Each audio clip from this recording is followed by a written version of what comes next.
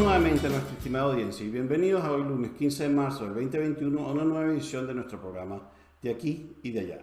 Como siempre, con sus anfitriones Beatriz Rangel y Carlos José Rangel.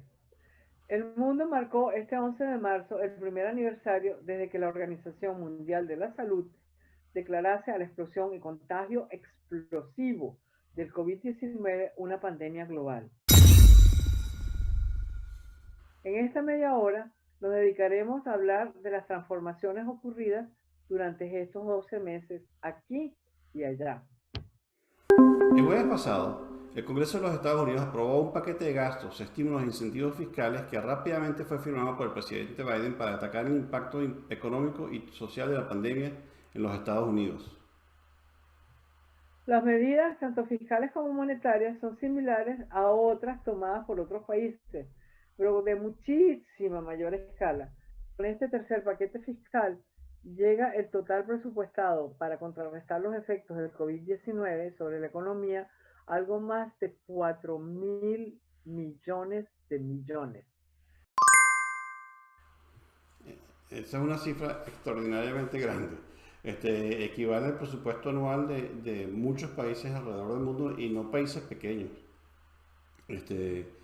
Ahora, mucha gente piensa que este estímulo, de la manera en que está diseñado, puede ser inflacionario.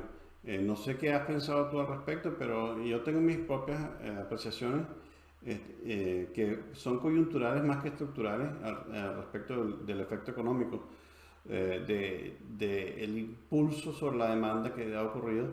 Y además, sí es verdad, ha ocurrido cierta inflación en ciertos productos y servicios, pero más que nada es por la caída en las redes de suministro que han creado una escasez en ciertos productos por los cuales han aumentado de precio. ¿Cómo ves tú el asunto, Beatriz?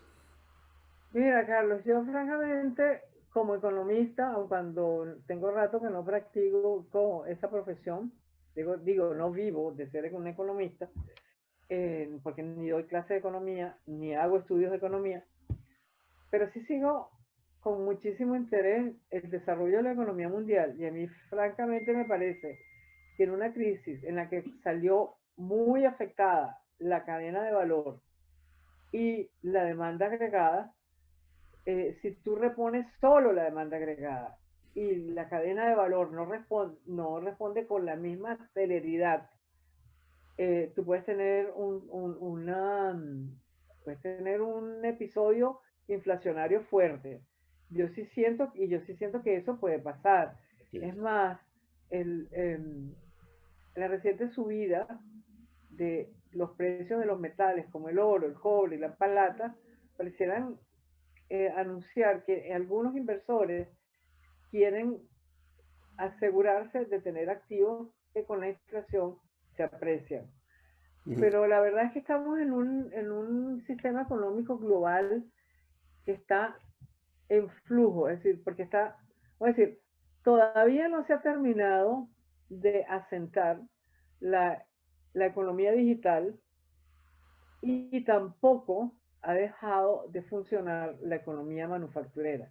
Sí. Entonces estamos en esa especie de pasadizo en que las dos corrientes se encuentran, se retroalimentan y se modifica la una a la otra.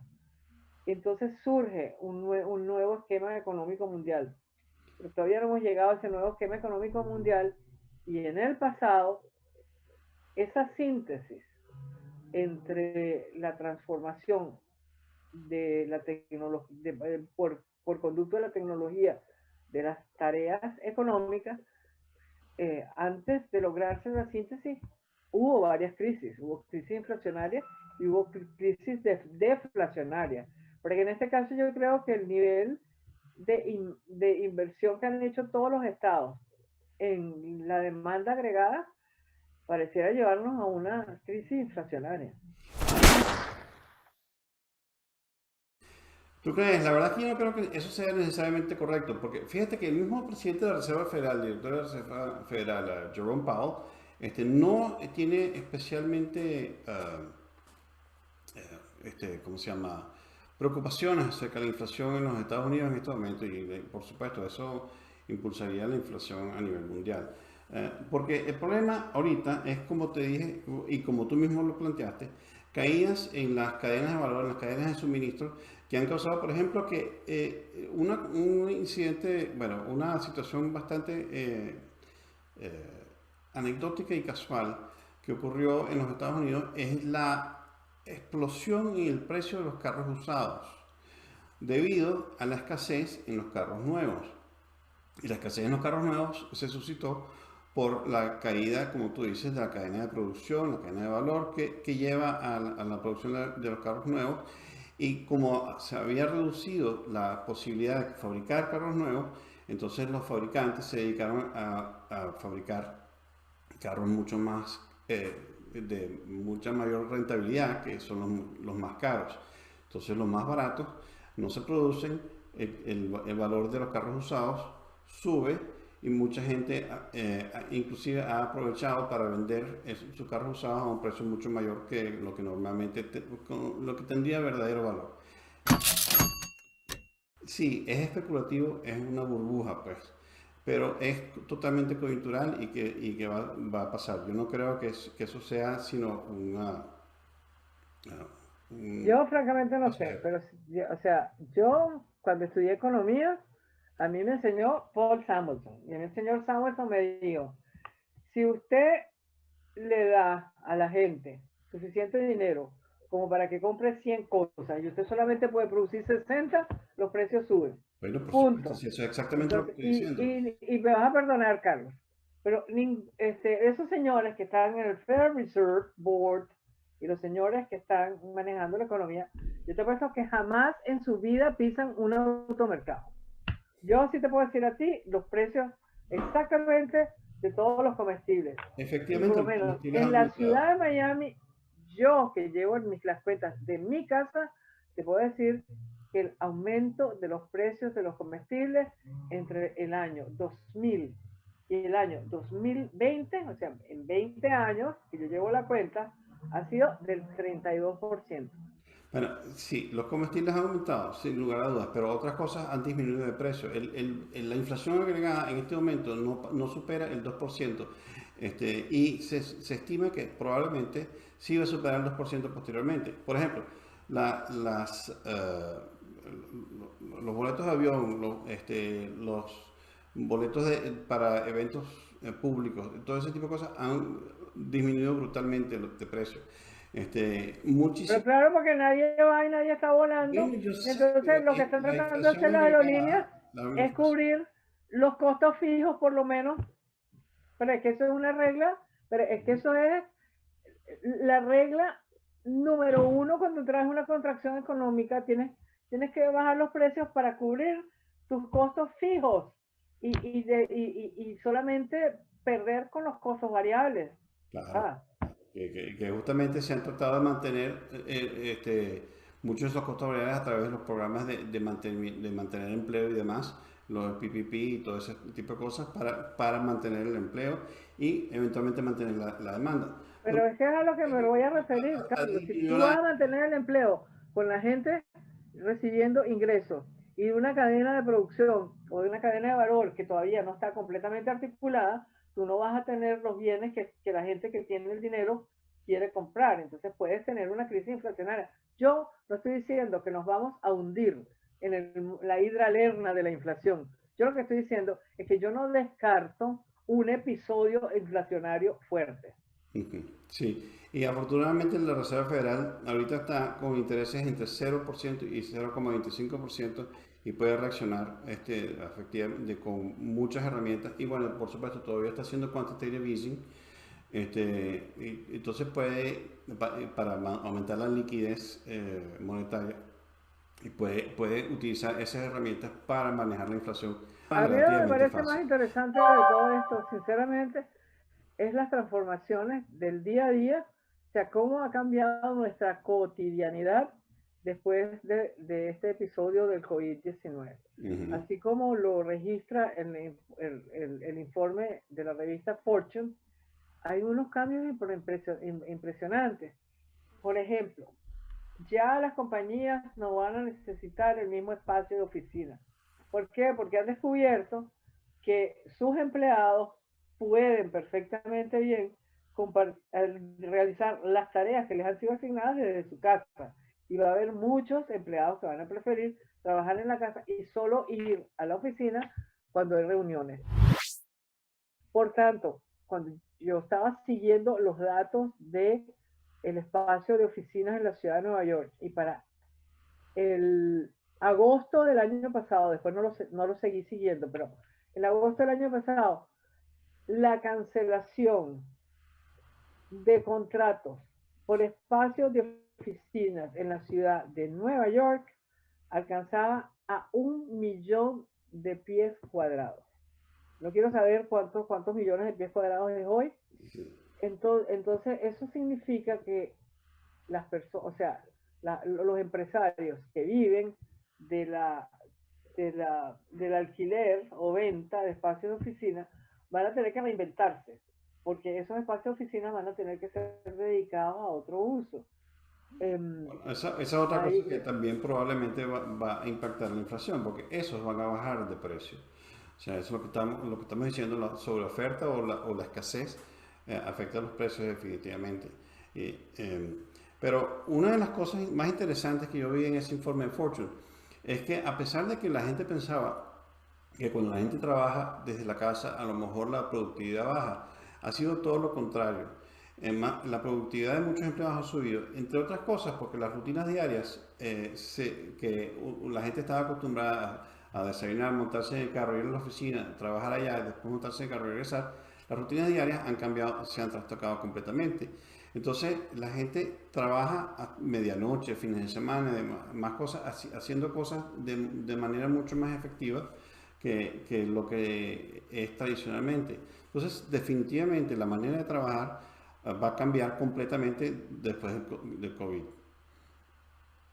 A mí lo que más me mortifica de ese informe, francamente, son de todo el tema de la cadena alimentaria y cómo eso está impactando la generación de pobreza a nivel mundial. Porque vas a tener, no sé, no sé qué tan grande va a ser la masa poblacional mundial que va a terminar afectada, pero tienes una masa poblacional, vamos a decir, más o menos el 20% de la población mundial, o sea, de todos los países del mundo, el 20% de los 7.000 millones de habitantes que tiene el mundo. Más pobre, Sí. peor alimentado y con muchísimo peor acceso a la educación. Entonces, esa es una generación que yo no sé si va a poder incorporarse con éxito a la economía digital. Sí, una de las cosas que destaca este informe es que, por ejemplo, el sitio donde se puede medir, que es aquí en los Estados Unidos, la pérdida del año escolar representa en el sector de menos ingresos, en el sector más pobre, una disminución aproximada, estimada, en 20% de sus ingresos futuros. O sea, el impacto de este año de COVID sobre la escolaridad, sobre la capacidad, sobre el entrenamiento de nuestras generaciones futuras ha sido brutal. A nivel mundial es peor todavía. Las crisis alimentarias están aumentando. Y bueno, tú tienes, háblame del caso de Yemen, en donde el 60% creo que está viviendo ya totalmente una crisis alimentaria sustancial. Venezuela ni se diga, Ruth de Criboy, que acaba de ser nombrada miembro de número de la Academia de Economía, daba unas cifras espeluznantes acerca de la pobreza crítica y la inseguridad alimentaria en Venezuela, cosa que ya no es noticia porque a nivel mundial la atención, por favor, se distribuye de una manera casi aleatoria. Ahorita estamos en Yemen, después estamos en Siria, después estamos en Corea, después estamos en Hong Kong. Y desafortunadamente el mundo político en Venezuela no aprovechó la ventana de oportunidad que tenía cuando tenía la atención del mundo para poder mejorar las condiciones en ese país. Pero es que yo creo que lo de Venezuela no se le puede achacar al COVID. Lo de Venezuela es producto de unas políticas públicas deliberadas que ya han llevado al país a un estado de colapso, porque es la mejor manera de manejar un país, o sea, es la mejor manera de manejar un país por parte del crimen organizado transnacional. Estamos claros, Entonces, no es por el COVID. Lo que me refería era la inseguridad alimentaria que existente en Venezuela, que no es ya ni siquiera noticia, la inseguridad alimentaria a nivel mundial, en particular Yemen en este momento sí es noticia. ahora lo que sí han avanzado muchísimo pues son todos los servicios telemédicos que habían estado como rezagados en el desarrollo de la economía digital y ahora han acelerado su penetración de una manera realmente impresionante. Llama la atención lo que tú dices, en particular sobre lo de salud mental, porque la salud mental por lo general queda rezagada pues, en las prioridades médicas, pero inclusive por estas cuestiones de COVID, hay una cantidad de apps, una cantidad de websites y no sé qué más que son de salud mental a través de la teledistancia, telemédicos o como se diga. Y aparte de eso, el incremento de problemas de salud mental ha hecho que muchos departamentos de grandes empresas como Apple, IBM, creo que es, y otras pues, que identificaban en el informe de Fortune, ahora tengan un departamento en el Departamento de Recursos Humanos, tengan unas oficinas dedicadas a la salud mental de sus empleados porque, por el estrés generado por el COVID, por todos los problemas de la teleeducación, de la educación a distancia y todo eso, y los padres tratando de cuidar a los niños, todos estos problemas que han generado gran estrés en la fuerza de trabajo. Sí, pero también yo creo que desde el punto de vista del proceso de enseñanza-aprendizaje, se han hecho unos saltos cuánticos en materia de generación de productos digitales que pueden avanzar en la comprensión y el desarrollo de de las habilidades intelectuales de los niños. Hay una cantidad de libros digitales que no existían antes, hay una cantidad de servicios en línea para ayudar a los estudiantes a hacer investigación, a escribir informes, a archivar información que les puede servir para en el futuro poder crear un trabajo de investigación. Bien interesante todo lo que ha pasado en este terreno, pero ahora yo creo que deberíamos irnos a nuestro segundo segmento a Quería enfocarnos en el terminar, impacto del quería COVID en la terminar, política latinoamericana. ¿Tú no crees? perdón, quería terminar el punto diciendo que esto definitivamente identifica una oportunidad para muchas empresas porque el aprendizaje a distancia, yo no te voy a decir que fracasó totalmente, pero ciertamente tuvo muchos problemas y hay mucha oportunidad para mejorar eso de muchas maneras y yo creo que muchas empresas, van a surgir muchas empresas tratando de mejorar esos sistemas. Bueno, y en América Latina parece que la reacción más terrible contra un gobierno la hemos visto por mal manejo del COVID-19, de la crisis del COVID-19, la hemos visto en Paraguay. Aunque yo creo que, salvo Chile, la mayoría de los países lo han manejado muy mal. Chile lo ha manejado muy bien. De hecho, está entre los 4 primeros países del mundo en vacunación de su población. Colombia lo ha hecho más o menos bien. Y después sí es verdad que es un desastre toda América Latina. Pero parece que lo de Paraguay es un caos. Sí, es un caos. De repente entraron en una inestabilidad política que no se veía ahí desde hacía tiempo. Un país que tú conoces, un país en el que tú estabas, me has contado acerca de cómo es Asunción. Y ahorita estamos viendo que las protestas son terribles pues, en contra de cómo se está manejando el COVID. Y eso que, Pero si es tú que lo lo que ves, pasa, mira, lo que pasa, Carlos, es que nuestros países lamentablemente no tienen visión de largo plazo. Entonces, y no tienen, y tampoco tienen, como no tienen visión de largo plazo, no miden las consecuencias de, de, de, la, de, la, de las decisiones que toman. O sea, cuando tú tomas una decisión hoy, eso va a impactar muchísimas, muchísimas um, personas y va a impactar no solamente muchísimas personas, sino muchísimo tiempo después de que la tomaste, porque eso trae repercusiones. En América Latina no estamos acostumbrados a ver los temas así. Entonces, ¿qué pasa? hemos tenido una infraestructura de provisión de servicios de salud muy mal montada, muy débil, es como muy provisional. Hay un problema, entonces lo resuelven con una cosa. Después hay otro problema,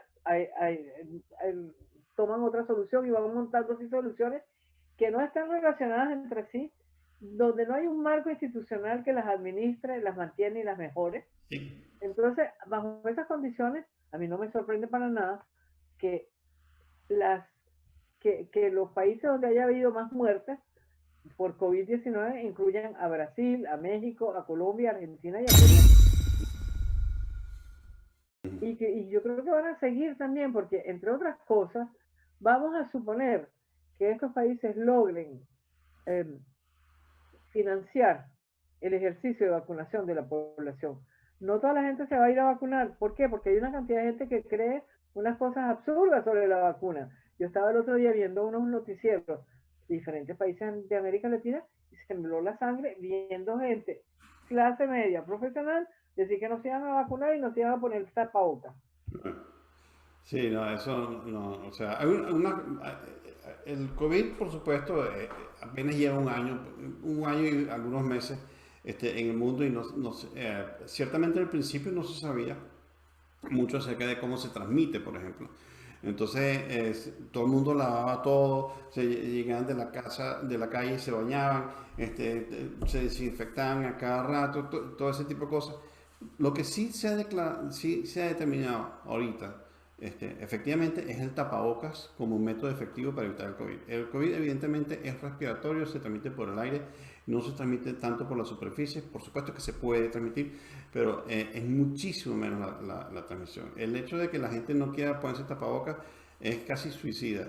Y no te voy a decir suicida totalmente, porque claro, el COVID mata gente, pero no a todo el mundo. Pero como digo, es un virus que es naciente y que al igual que Pero otro es una tipo de ruleta gripe, rusa, es que una después te ruleta da la rusa. culebrilla a los 20 años, tú no sabes qué es lo que le va a pasar a la gente que tiene COVID ahora dentro de 20 años.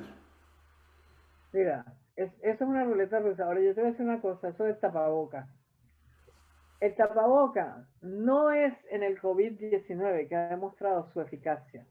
En un país civilizado que se llama Japón, cuando la gente tiene gripe y cuando viene la estación en que del frío, Así en es. que la gripe se esparce por toda la población, obligan a la gente a ponerse tapabocas cuando se monta en el subway. Ujú. ¿Para qué? Para que la gripe no se propague.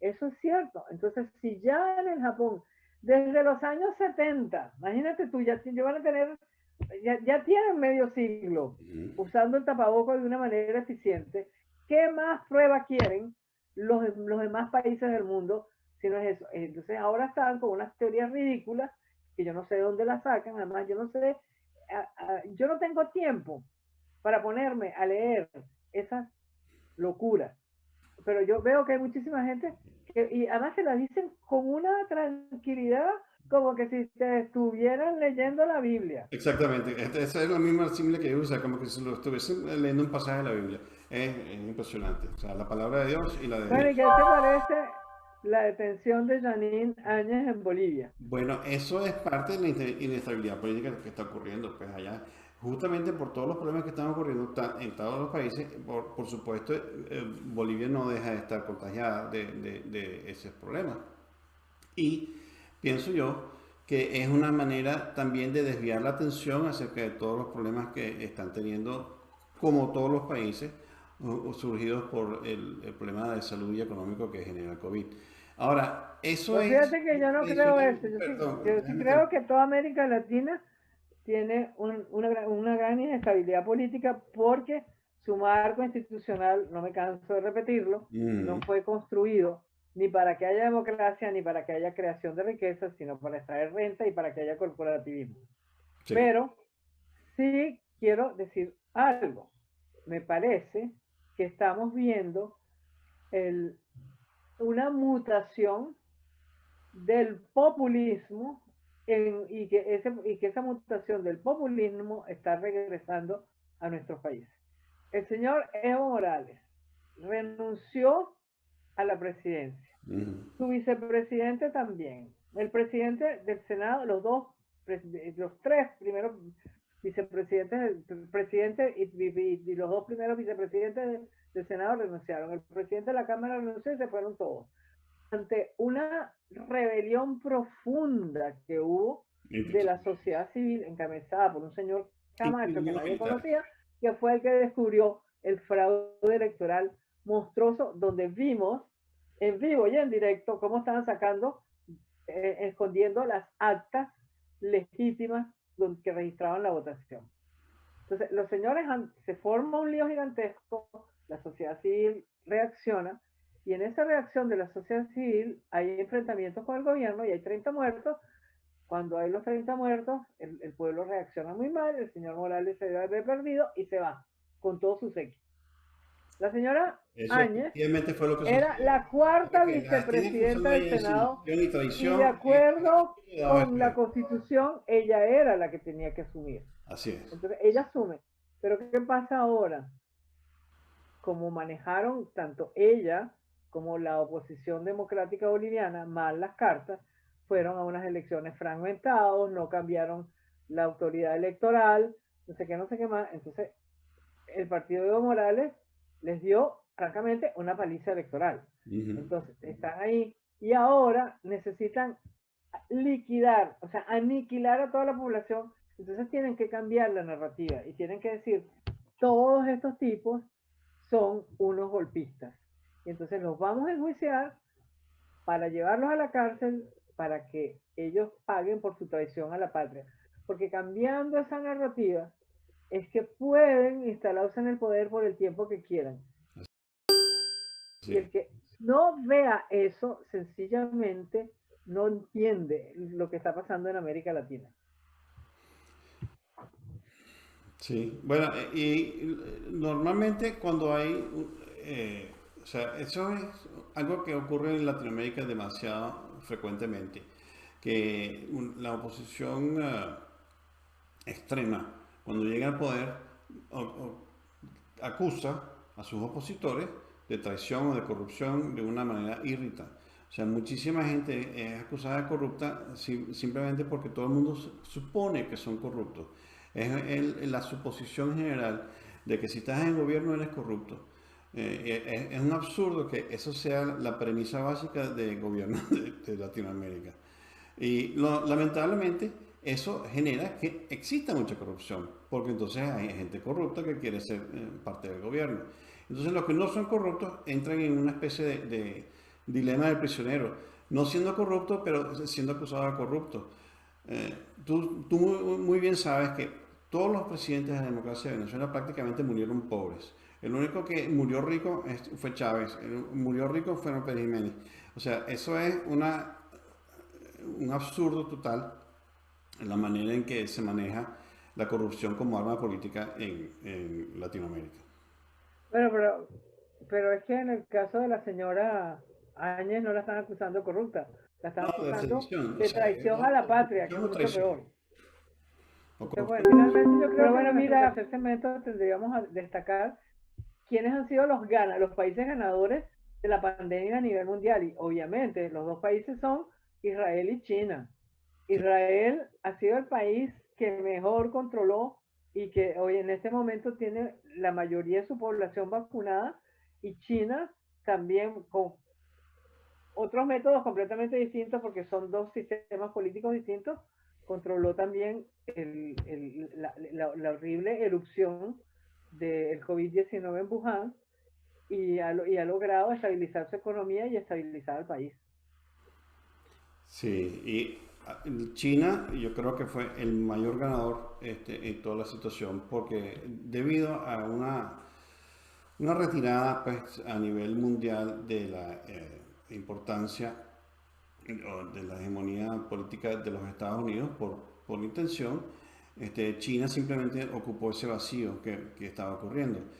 Acaba de terminar el Congreso del Partido Comunista Chino y su plan es sumamente ambicioso para básicamente dominar el mundo. Y Xi Jinping es una persona sumamente ambiciosa y él lo quiere hacer. Hablando de largo plazo, hay que recordarse que China piensa de esa manera. Ellos piensan que la Revolución Francesa todavía no se sabe exactamente cuáles son las consecuencias de la Revolución Francesa, porque ha pasado demasiado poco tiempo. Esa es la manera en que empiezan los chinos. Este, en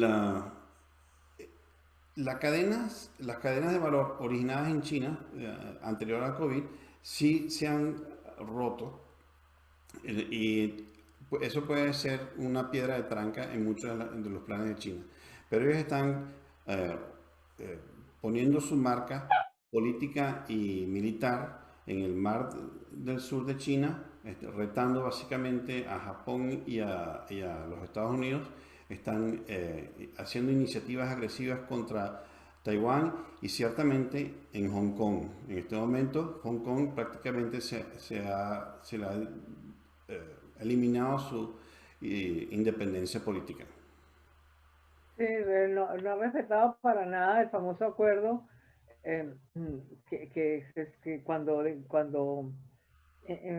que cuando Hong Kong dejó de ser el protectorado británico, según el cual eran dos sistemas y una sola ciudad. Y, Ujú. pero ahora China le está imponiendo a Hong Kong el sistema de ellos.